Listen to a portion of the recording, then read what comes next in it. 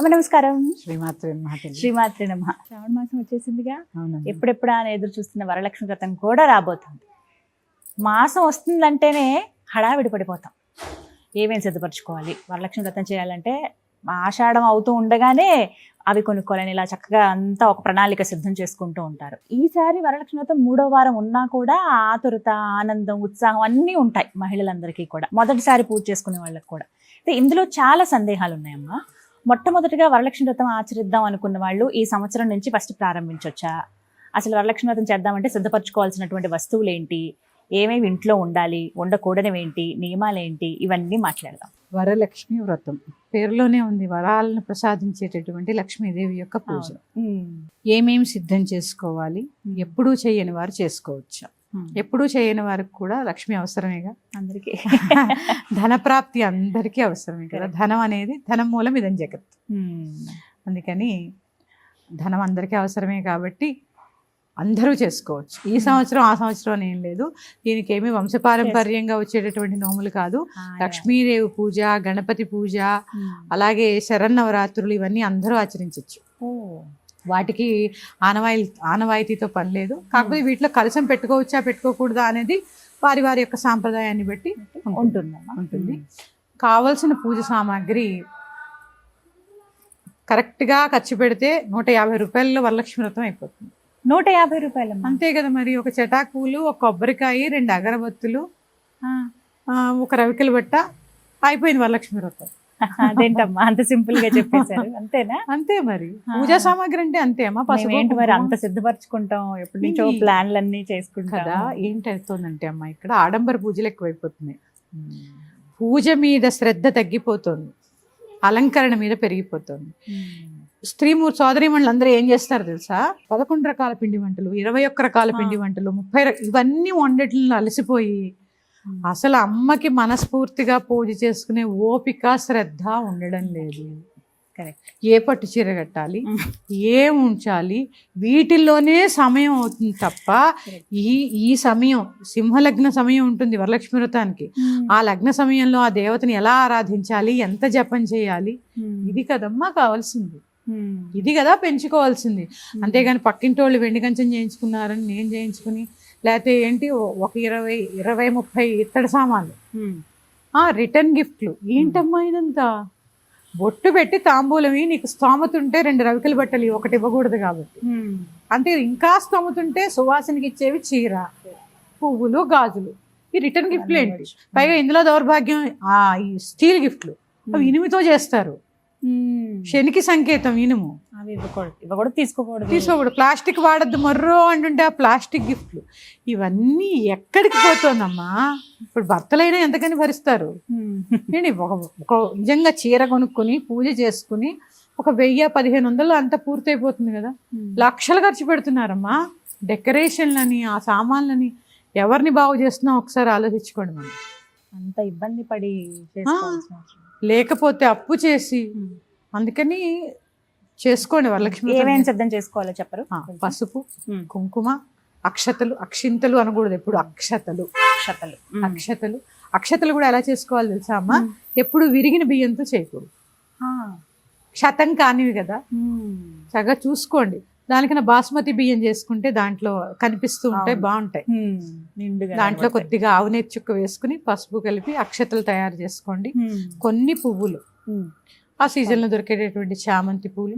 పైగా ఈ పువ్వుల్లో కూడా ఉందమ్మా, పక్కింటి వాళ్ళకి చెప్పకుండా కోయకండి. గరుడ పురాణం ప్రకారం చాలా పెద్ద దోషం అది. అమ్మో, చాలా పెద్ద దోషం. పువ్వులు దొంగతనం చేయడం అనేది చాలా పెద్ద దోషం. మొగ్గలు కోసేస్తే వచ్చే జన్మలో మగపిల్లలు పుడతారు. ఇవన్నీ పెద్దవాడు చెప్పారు మాకు.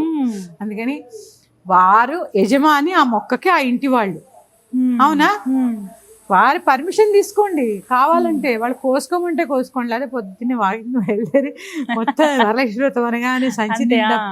అసలు మామూలుగా ఏ రోజు పుష్పం ఆ రోజే పూజ చేయాలి. ఇన్ని పువ్వులు తెచ్చి ఫ్రిడ్జ్ లో పెట్టి, ఇక మాకంటారా, మాకు అనుష్ఠానంలో ఉన్న వాళ్ళకి కొన్ని తప్పవు. అమ్మవారికి అలంకరణలు, పూజలు మాకు కొన్ని ముడిపడి ఉంటాయి. ఇప్పుడు ఏ రోజుకి ఆ రోజు తెచ్చుకునే ఇది ఉండదు మాకు. ఎక్కడి నుంచి తెస్తాం? వెసులుబాటు ఏది, ఎక్కడ మొక్కలేయగలవు.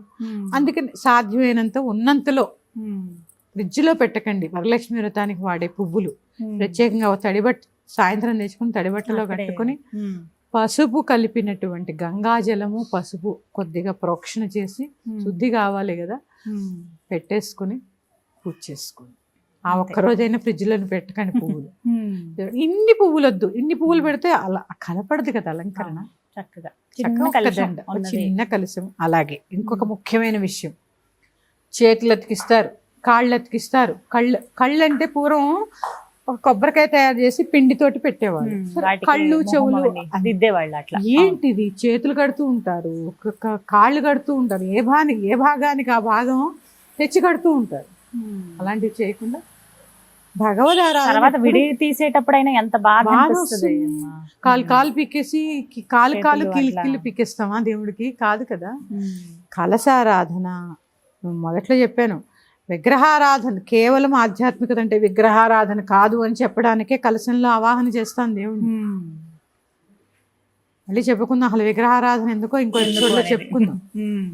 అందుకని సాధ్యమైనంత వరకు నిరాడంబరంగా పూజ చేసుకోండి. అమ్మ ఫోటో పెట్టుకోవాలి అమ్మవారిది, కలశం ఒకటి చాలా పెట్టుకోవచ్చు, మన ఇష్టం. ఇంట్లో పూజా మందిరంలో ఉన్న ఫోటోనే పెట్టుకోవచ్చు. పైగా ఇంకొకటి, 36 నివేదనలు నీ ఓపిక లేకపోతే చేయాలని ఎక్కడ రూల్ ఏం లేదు. ఒక్క క్షీరాన్నం వండి నివేదన చేసుకోవచ్చు. అన్నం వండుతో దాంట్లో ఇంత పెసరపప్పు జీలకర్ర వేసి పులగం చేసుకోవచ్చు. అదే అన్నాన్ని ఇంత దద్దోజనం పెరుగన్నం చేసి మూడు నివేదనలు అయిపోయాయి. ఎందుకంటే అమ్మవారికి అన్నప్రసాదాలే ఇష్టం. అదే 30 రకాలు, 330 రకాలు. బాగా ఇష్టమైందంటే క్షీరాన్నము, పూర్ణంబూరెలు. పార్ట్నర్ అడిగారు కదా, ఈ లోపలికి ఎలా వచ్చింది లోపలికి. పూర్ణం, దాని పేరే ఏంటమ్మా? పూర్ణం, పూర్ణత్వం. నేను పూర్ణంబూరెలు, క్షీరాన్నము. అలాగే అమ్మా, నాకు తెలిసి కొన్ని సాంప్రదాయాల్లో పండగ రోజు గారెలు చేయరు. ఎందుకంటే పితృకార్యాలకే చేస్తారు గారెలు, మినుములు.